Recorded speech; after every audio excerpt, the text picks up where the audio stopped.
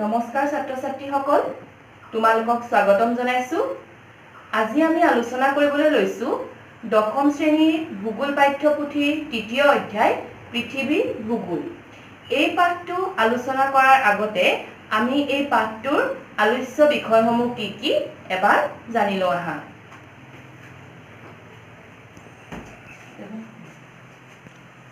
পৃথিৱীৰ ভূগোল মূল আলোচ্য বিষয়সমূহ হৈছে পৃথিৱীৰ চমু পৰিচয়, মহাদেশ আৰু মহাসাগৰসমূহৰ বিতৰণ, মহাসাগৰসমূহৰ অৱস্থিতি আৰু বৈশিষ্ট্য, মহাদেশসমূহৰ অৱস্থিতি আৰু বৈশিষ্ট্য, বিশ্বৰ দেশসমূহৰ ৰাজধানী, মাটিকালি আৰু জনসংখ্যা। এতিয়া আমি আলোচনা কৰিম পৃথিৱীৰ পৰিচয়। পৃথিৱীৰ পৰিচয় বুলি কওঁতেই প্ৰথম কথা আহিব যে পৃথিৱীখন হৈছে সৌৰজগতৰ এটা গ্ৰহ। ইয়াৰ পাছতে পৃথিৱীখনত একমাত্ৰ সৌৰজগতৰ ভিতৰত পৃথিৱীখনেই এনেকুৱা এটা গ্ৰহ যিটো গ্ৰহত জীৱৰ অৱস্থিতি ধৰা পৰিছে, অৰ্থাৎ একমাত্ৰ পৃথিৱীখনতেই জীৱকুলে বসবাস কৰে। এতিয়া আহোঁ আমি বাস কৰা পৃথিৱীখনৰ বিশালতালৈ। আমি বাস কৰা পৃথিৱীখনৰ মুঠ মাটিকালি হৈছে 510 নিযুত বৰ্গ কিলোমিটাৰ। পৃথিৱীৰ মাটিকালি প্ৰায় 510 নিযুত বৰ্গ কিলোমিটাৰ। এটা কথা তোমালোকে আগৰ ক্লাছসমূহত পাই আহিছা যে পৃথিৱীৰ মুঠ মাটিকালিৰ প্ৰায় 29% স্থলভাগ আৰু বাকী 71% জলভাগেৰে আগুৰি আছে। এতিয়া এই 510 নিযুত বৰ্গ কিলোমিটাৰৰ স্থলভাগত সোমাই আছে 149 নিযুত বৰ্গ কিলোমিটাৰ আৰু জলভাগত সোমাই আছে 361 নিযুত বৰ্গ কিলোমিটাৰ। এতিয়া স্থলভাগ আগুৰি আছে পৃথিৱীৰ 7খন মহাদেশেৰে, আনহাতে জলভাগ আগুৰি আছে পৃথিৱীৰ 5খন মহাসাগৰেৰে। এতিয়া সেই 5খন মহাসাগৰ আৰু 7খন মহাদেশৰ নাম জানিব আহা। এতিয়া চোৱা, মহাসাগৰসমূহ হৈছে প্ৰশান্ত মহাসাগৰ, আটলান্টিক মহাসাগৰ, ভাৰত মহাসাগৰ, উত্তৰ মহাসাগৰ আৰু দক্ষিণ মহাসাগৰ। আনহাতে মহাদেশসমূহ হৈছে এছিয়া, আফ্ৰিকা, ইউৰোপ, উত্তৰ আমেৰিকা, দক্ষিণ আমেৰিকা, ওচেনিয়া আৰু এণ্টাৰ্কটিকা। এইকেইখন হৈছে 5খন মহাসাগৰ আৰু 7খন মহাদেশৰ নাম। এতিয়া আহোঁ মহাদেশ আৰু মহাসাগৰসমূহৰ বিতৰণ। এতিয়া চোৱা, মহাদেশীয় বিস্থাপন বা সঞ্চালন সূত্ৰ। মহাদেশীয় বিস্থাপন বা সঞ্চালন সূত্ৰ অনুসৰি প্ৰায় 300 নিযুত বছৰৰ পূৰ্বে, সেই সময়ছোৱা হৈছে পুৰাজীৱীয় কল্পৰ পাৰ্মিয়ান যুগ। সেই সময়ছোৱা তেতিয়া 300 নিযুত বছৰৰ পূৰ্বে কোৱা হয় যে পৃথিৱীখন আজিৰ দৰে নাছিল, অৰ্থাৎ আজি যেনেদৰে উত্তৰ আমেৰিকা, দক্ষিণ আমেৰিকা বা এছিয়া মহাদেশ, ইউৰোপ মহাদেশ যি স্থানত আছিল, এতিয়াৰ দৰে সেই 300 নিযুত বছৰৰ পূৰ্বে পৃথিৱীখনৰ অৱস্থা তেনেধৰণে নাছিল। 300 নিযুত বছৰৰ পূৰ্বে পৃথিৱীখনৰ সমগ্ৰ স্থলভাগ একত্ৰিত হৈ একে ঠাইতে আছিল।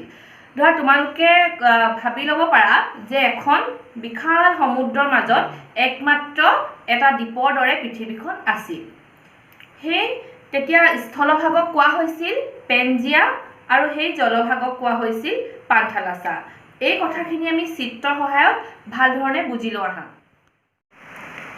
এয়া চোৱা, প্ৰায় 300 নিযুত বছৰৰ পূৰ্বে পুৰাজীৱীয় কল্পৰ পাৰ্মিয়ান যুগত পৃথিৱীখনৰ সমস্ত স্থলভাগ এনেধৰণে একত্ৰিত হৈ আছিল আৰু সেই একত্ৰিত হৈ থকা স্থলভাগক তেতিয়া কোৱা হৈছিল পেনজিয়া আৰু সাগৰখনক কোৱা হৈছিলে পান্থালাছা।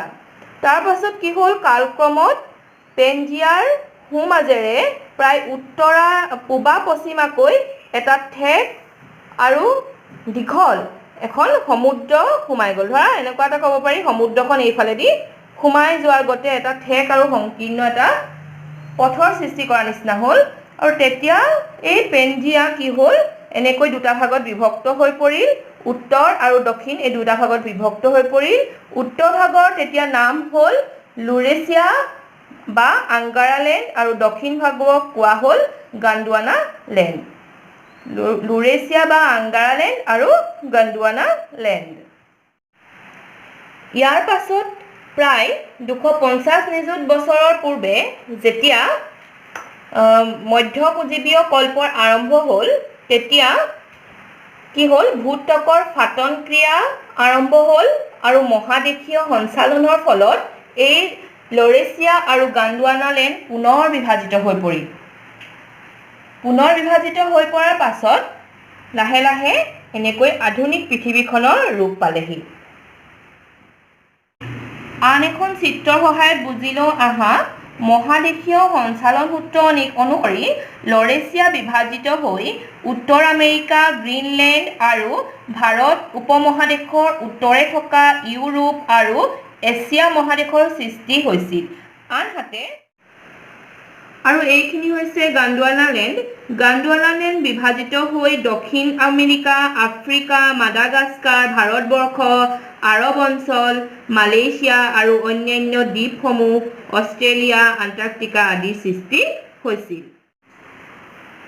এনেধৰণে চোৱা লুৰেছিয়া আৰু গণ্ডৱানা এনেকৈ বিভাজিত হৈ কালক্ৰমত এনেকৈ সঞ্চালন হৈ পেলাই আজিৰ পৃথিৱীখনৰ ৰূপ পালেহি এতিয়া চোৱা পৃথিৱীৰ স্থলভাগ আৰু জলভাগ বেলেগ বেলেগে একত্ৰিত হৈ থোপ খাই থকা নাই অৰ্থাৎ জলভাগ এফালে বেলেগকৈ আৰু স্থলভাগ এফালে বেলেগকৈ থোপ খাই থকা নাই এতিয়া কি হৈছে চোৱা স্থলভাগৰ মাজে মাজে জলভাগ এনেকৈ স্থলভাগৰ মাজে মাজে জলভাগ এনেকৈ সোমাই আছে আৰু সমগ্ৰ জলভাগ এক অৰ্থত একেলগেই আছে পৃথিৱীৰ যে গ্লোবটোলৈ যদি মন কৰা সমগ্ৰ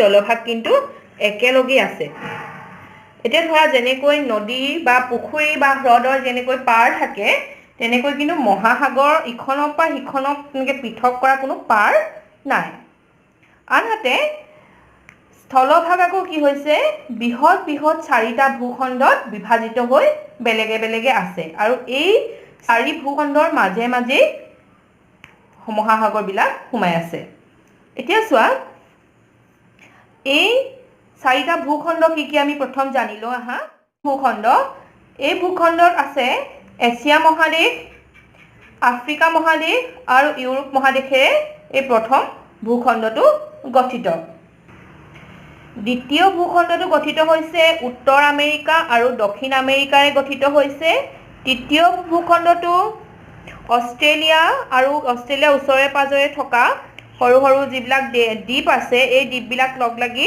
ওচেনিয়া মহাদেশ গঠিত হৈছে আৰু চতুৰ্থ ভূখণ্ডটো হৈছে এণ্টাৰ্কটিকা এইটো আমি গ্লোবটোত ভাল ধৰণে দেখিম এণ্টাৰ্কটিকা আছে ইয়াত আছে একেবাৰে দক্ষিণত এণ্টাৰ্কটিকা এনেকৈ এই চতুৰ্থটো ভূখণ্ড এতিয়া আমি মহাসাগৰসমূহৰ অৱস্থিতি জানি লওঁ আহা প্ৰশান্ত মহাসাগৰ আছে যিহেতু পৃথিৱীখন এনেকৈ আমি এটা মেপত চাইছোঁ গ্লোবত ভাল ধৰণে বুজি ল'ম আমি এনেকুৱাত আছে এনেকৈ গৈ ইফালে এনেকৈ বিস্তৃত হৈ আছে এইখন উত্তৰ আমেৰিকা আৰু দক্ষিণ আমেৰিকা এখন হৈছে এছিয়া মহাদেশ প্ৰশান্ত মহাসাগৰ আছে এছিয়া মহাদেশ আৰু উত্তৰ আমেৰিকা আৰু দক্ষিণ আমেৰিকাৰ মাজত আছে এইখন হৈছে চোৱা প্ৰশান্ত মহাসাগৰৰ এইফালে আছে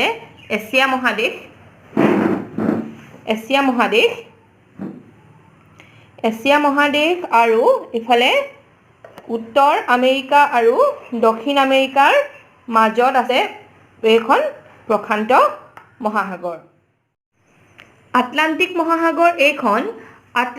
মহাসাগৰ অৱস্থিত হৈছে উত্তৰ আমেৰিকা আৰু দক্ষিণ আমেৰিকাৰ আৰু ইউৰোপ আৰু আফ্ৰিকা মহাদেশৰ মাজত আটলান্টিক মহাসাগৰ এইখন হৈছে উত্তৰ আমেৰিকা আৰু দক্ষিণ আমেৰিকা তাৰপিছত এইখন হৈছে চোৱা আটলান্টিক মহাসাগৰ আৰু এইফালে আছে ইউৰোপ আৰু আফ্ৰিকা মহাদেশ এতিয়া আহোঁ আমি ভাৰত মহাসাগৰলৈ। ভাৰত মহাসাগৰ ইয়াত অৱস্থিত। এইখন ভাৰত মহাসাগৰ।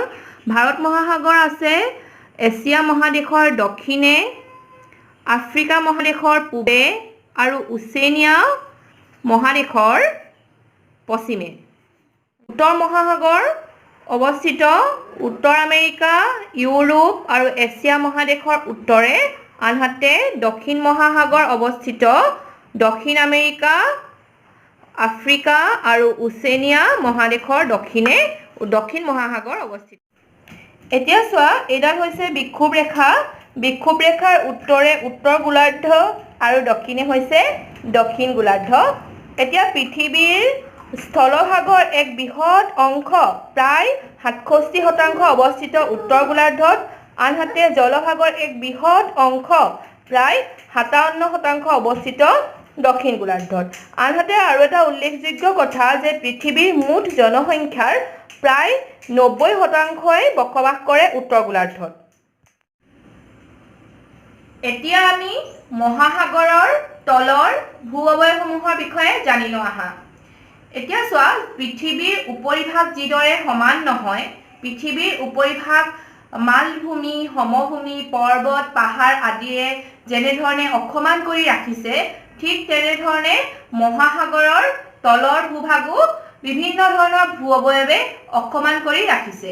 মহাসাগৰৰ তলৰ ভূ অৱয়সমূহনো কি কি আমি জানিলো আহা।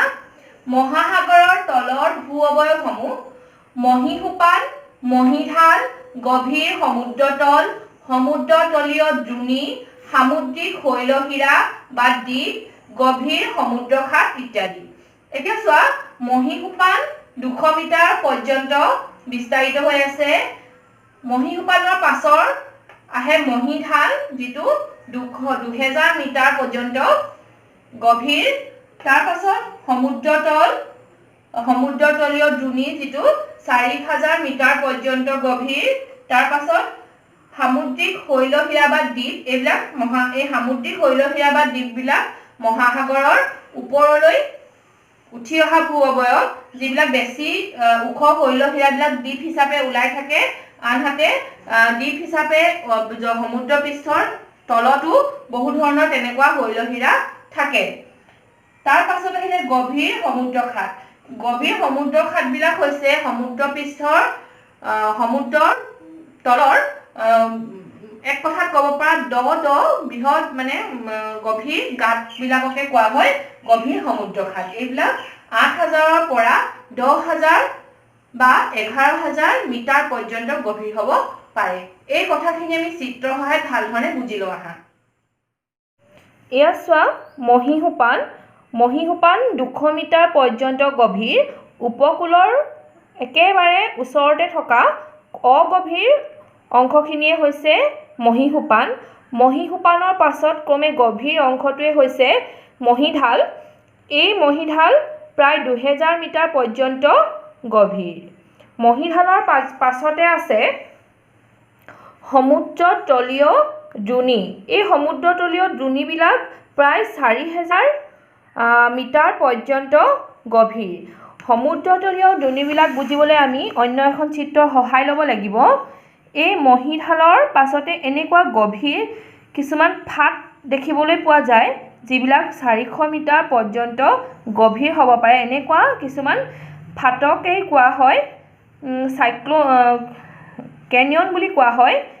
এই অংশবিলাকেই হৈছে মহাসাগৰীয় দ্ৰোণী। ইয়াৰ পাছতে আছে গভীৰ সমুদ্ৰতল।